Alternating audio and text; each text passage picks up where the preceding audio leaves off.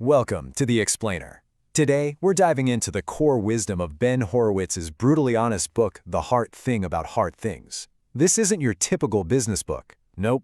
This is a masterclass in what to do when everything, and I mean everything, is going wrong. Okay, so let's jump right in. We have to start where every single great venture begins, with the dream.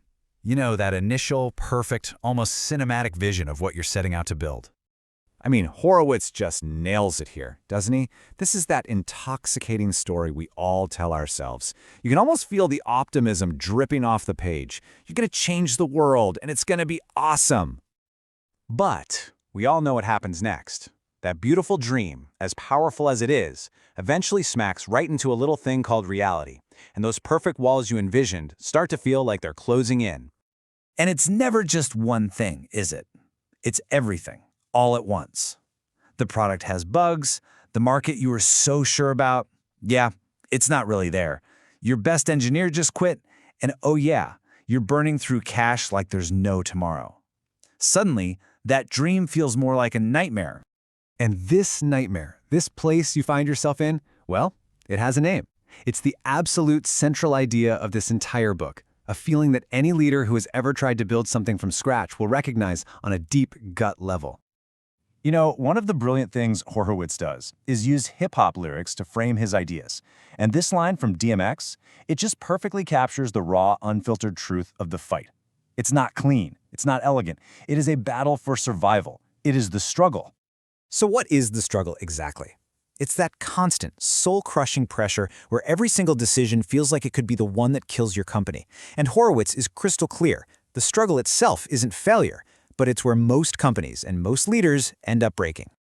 It's this visceral, all-consuming feeling. We're not just talking about business problems anymore.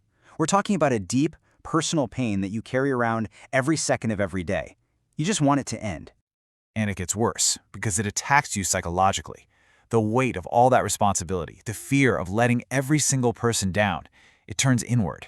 That little voice of self-doubt morphs into something much darker, outright self-hatred.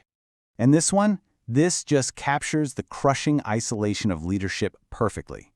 You've got your whole team looking to you for answers, for strength, for a plan. But on the inside, you feel completely, utterly alone with that burden. So how do you possibly survive this? According to Horowitz, the very first thing you have to do is figure out what time it is. Are you operating in peacetime or are you at war? Because it demands a totally different kind of leadership. Think about it.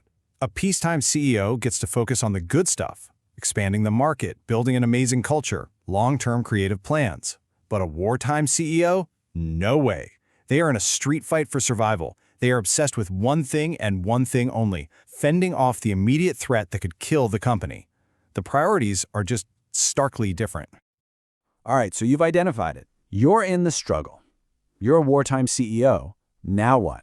How do you get out? Well, Horowitz makes it very, very clear. There are no magic solutions here, no easy answers.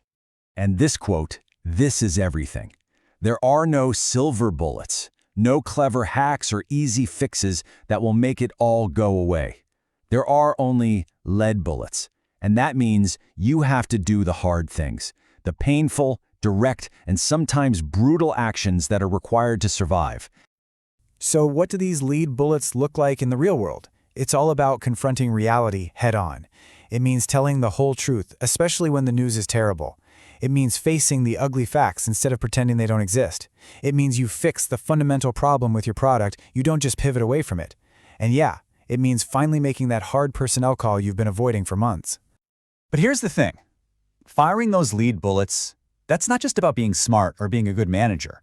It takes something more. It requires one final, absolutely essential ingredient that separates the great leaders from, well, everyone else. And this is where it gets really real. I mean, anybody can make a decision when the whole room is nodding along. That's easy. The truly hard thing, the real test of leadership, is making the right call when the entire crowd, your board, your investors, maybe even your own team, thinks you're completely out of your mind. This matrix from the book just lays out the stakes perfectly. Look at this. The safe move, personally, is to just go with the crowd. If you're wrong, hey, everyone was wrong, so you get minimum blame, but the company suffers.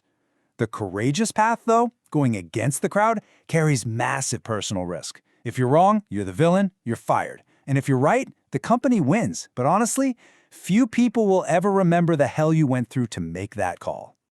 And this right here, this might be the most important takeaway in the whole book. Courage is not the absence of fear. Horowitz says it himself. He never felt brave. He felt scared to death. The key is that he learned to act in spite of the fear.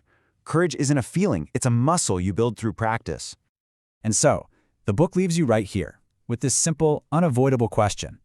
Because in the end, there are no shortcuts. The hard thing is always going to be the hard thing. There are only lead bullets.